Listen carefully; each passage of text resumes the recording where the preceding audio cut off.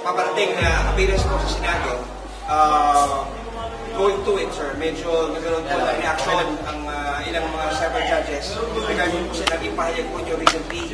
Ang sinasabi po, sir, parang marites accusation po yung inyong mga sinasabi at mukhang parang pinag-iinitan nyo na po ang mga senator judges.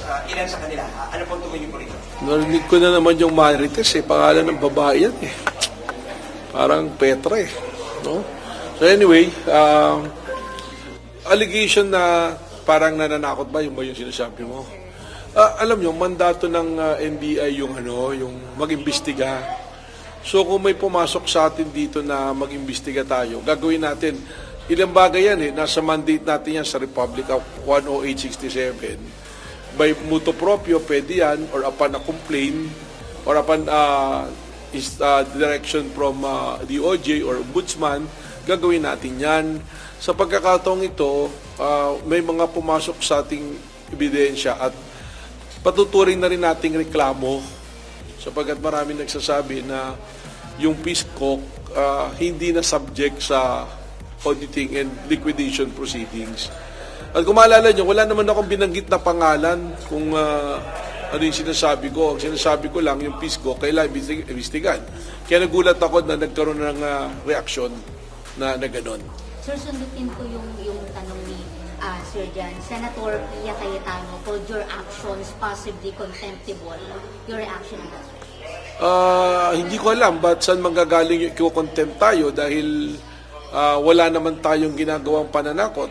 Pag tinignan natin ang mandato ng NBI, it is our mandate. Ibig sabihin ba nito kung tayo'y nahaharap sa isang proceedings, hindi na nahihinto na yung ating mandato? At unang-una, hindi naman tayo ang akusado doon sa proceedings na yon. Yung proceedings na yan ay ako ay tatayo lamang testigo.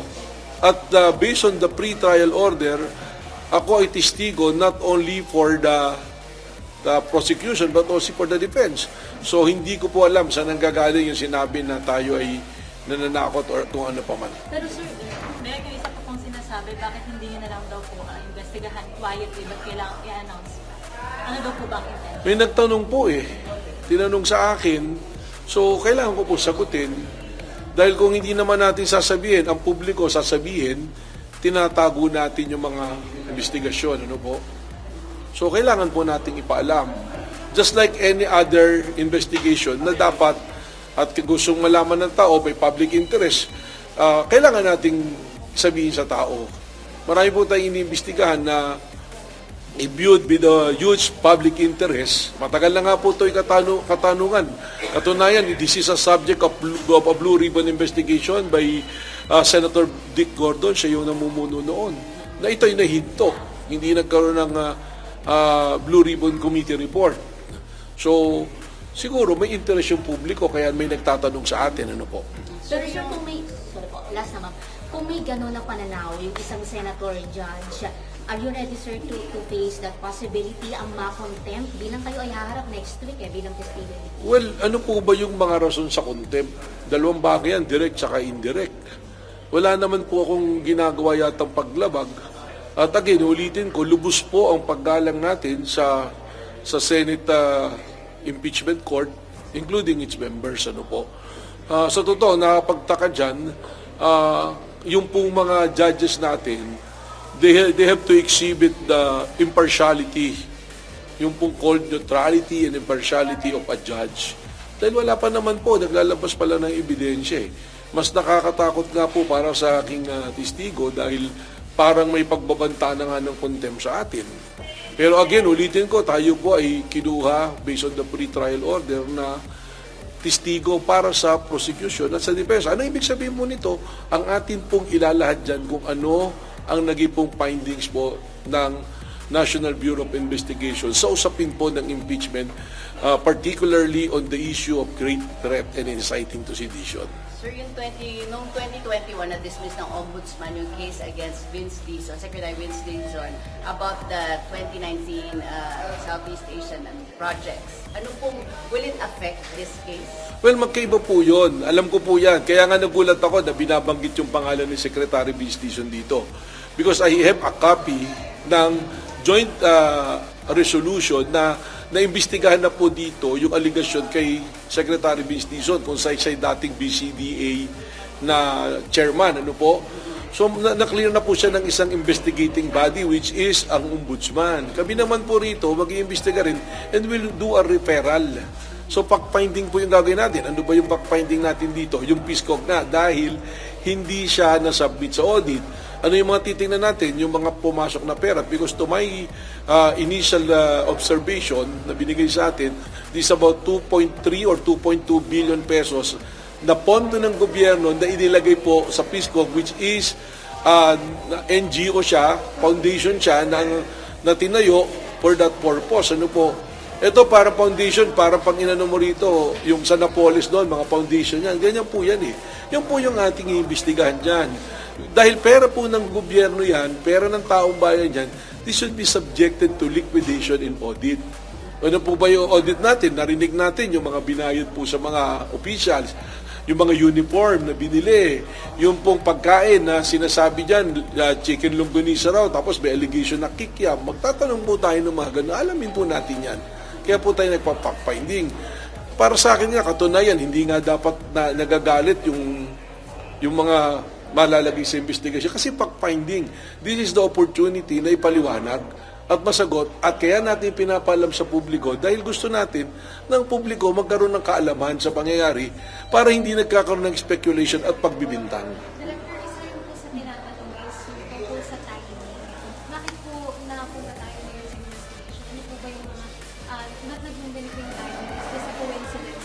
Paano pong ibig sabihin ng timing? Ibig sabihin po ba kahit meron na tayo mga dokumento at ebidensya para mag-imbestiga ng krimen? Teka muna, mukhang mali ata yung timing. Hindi mo ba't pag pumasok yung investigation at krimen, kaagad-agad dapat nating aksyonan? Direk, isa po kasi sinasabi para daw parang intimidation daw po ito. Parang hindi kayo matanong ng top questions po sa pagharap ng They can ask any question. Kasi po, nandoon po sila eh. Bakit ka atras? Kayo na nga nagsabi, sila na yung nagsasabi dyan. Narinig ko si Senator Robin Padilla nung sabi niya, di ba po ba pag may kaso, kailangan harapin natin? Tama po ba, di ba? O tapos, at sinasabi naman ng ibang senador, ano ba yung threat? Conditional ba yan o absolute? Kung wala kang kasalanan, bakit ka matatakot? Parang yung sinabi po din nila Senator Alan Peter Cayetano, kung wala namang namatay, di wala palang krimen. Kung wala palang ginawang pangungurakot, hindi ka dapat matakot. Dahil lang natakot ka lang kung meron kang dapat itago. Hindi po ba? For clarification po, kahit anong tanong na iba to sa inyo sa bahay. Kahit ano po, kahit anong gusto nilang itanong, yan po ay proseso. Siyempre, may sinusundan po yung mga abogado.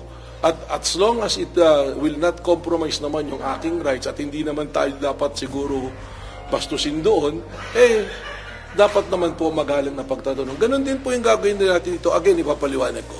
Pag nagpadala po tayo ng subpoena, hindi ibig sabihin, suspect ka na kaagad eh. Baka hinihingi ng NBI ang tulong mo para magkaroon ng kaliwanagan sa isang usapin. So sir, kahit na absuelto ng Secretary Vince Dizon, possible na ipasabina pa rin siya ng NBI para mahingan ng tulong. Kagaya po na binabanggit niyo, hindi siya totally off the hook na. Paano? Well, teka muna, loaded yung question mo na hindi siya off the hook na eh. Pinagsama-sama mo kasi yung tanong mo eh. Inabsuelto siya. So kung ang issue yung sa tungkol sa kanya, doon sa infrastructure, meron na nga sagot. Sabi ko nga, may kopya na tayo galing dito sa Ombudsman.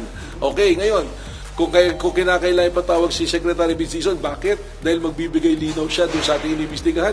Kahit hindi si Secretary Vince Dizon na makakapagbigay ng liwanag, ating tatawagin. Sir, parang malinaw for the public, ano mang difference ng work ng PISCOG at saka ng BCDA? Yung sa BCDA, ito yung construction ng sports complex at mga dormitory.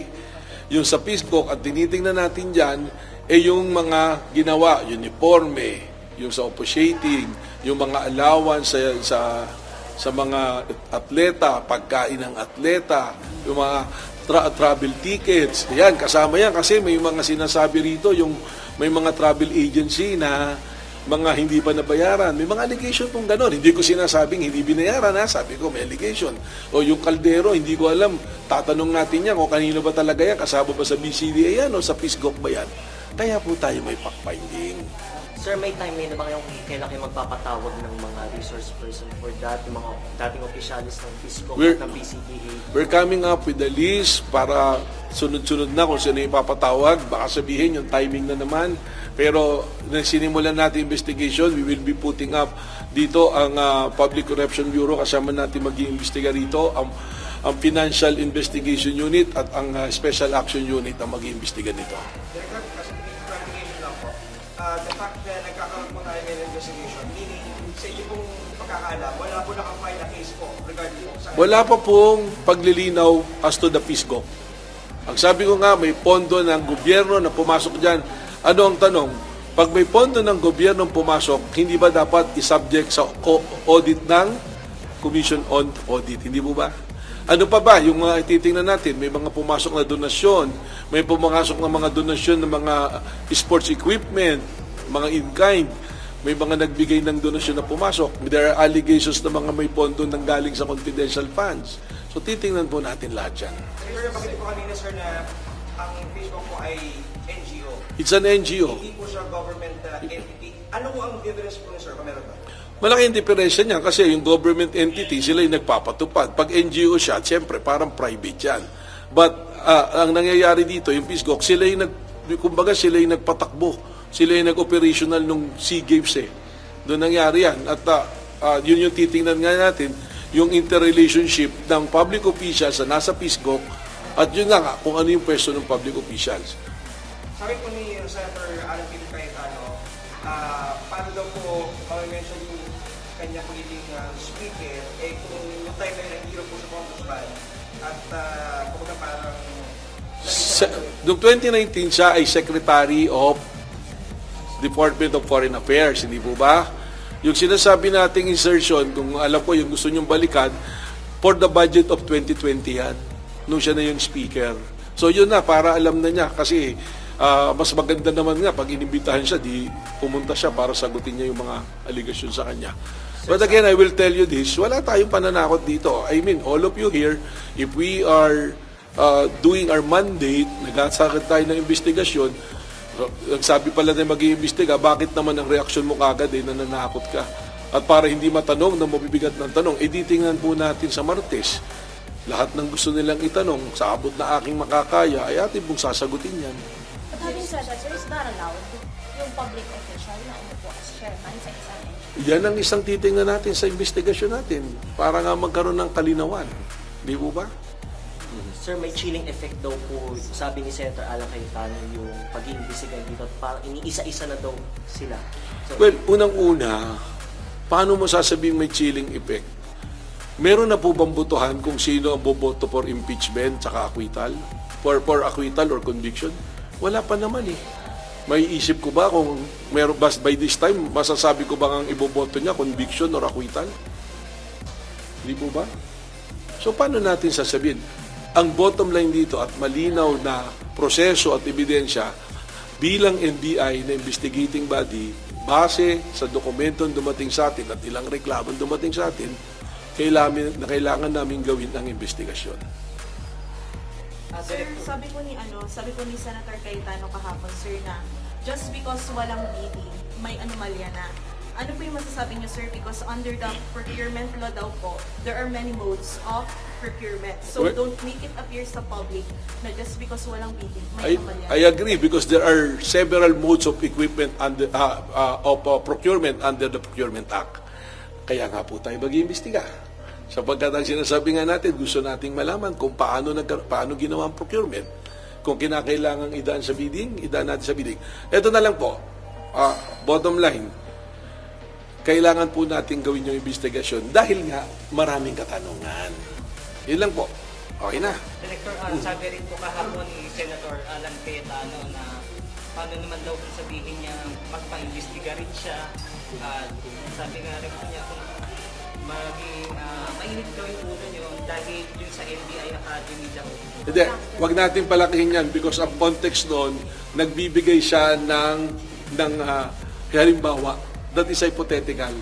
Kasi malabo naman yun na magkaroon na ng contractor dahil yung lupa nga hindi pa naitatransfer sa amin eh. Wala pang ang plano eh. So hypothetical yun para maintindihan ng tao. Hindi, at saka hindi mainit ulo ko. Nadirito kayo, in-interview nyo. Sobrang saya ko pa nga eh. Sir, tuloy kayo sa engagement niyo sa Thailand next week kasi mapes na ang testimony. Wala na, hindi na natin itutuloy. Hindi na tayo pupunta ron. No? Representative po ng NDM. Pero may pupunta. Actually, pinapunta na natin yan na rin, total, natanong nyo yan. Yung kasi yan, hindi naman siya ordinary na conference. I mean, it's a conference to be attended by yung counterparts namin sa Asian region, na darating si Director Kash Patel ng FBI. Kung maalala nyo, ang NBI nakatuwang ng FBI na ibalik yung one of the most wanted sa US sa mabilis na panahon. Katunayan, pinadalan pa ako ng personal letter ni Director Kash Patel to extend his gratitude at pag-congratulate sa atin. And because of that, mabibigyan sana tayo ng pagkakataon sa Bangkok nang on the side, magkaroon kami ng face-to-face na personal meeting, which will rarely happen, ng NBA Director, nagkakaroon ng pakikipagpulong sa FBI Director. So sayang yung opportunity na yun because we will discuss a lot of issues and sharing of intelligence network, tsaka yung mga kung paano kami makapagtulungan. So yung pinurgo na lang natin, and I already communicated to Director Kash Patel na we will just request for some other time and some other occasion tsaka sa ibang lugar na lang para magawa natin yun. Director, last na, meron po ba kayong direktang message kay Senator Alan Peter Cayetano? Wala naman, pero katulad niya na palagi nagdadasal, ay ipinagdadasal ko rin siya. At wala naman tayong balak na siya ay personalin or naman. Ang sa akin lang, ang NBI po, we are just doing our mandate. And as always, ang message natin, no one is above the law. Sir, last lang. Yes, ano ba? Tama na. Ano na? Sir, last Tanong nyo na lahat. Ano ba? Sir, sagit lang. Being the final witness, sir, sa Article 4 po. That is already impeachment. I cannot answer that. It's the impeachment court who can answer that. Director, yung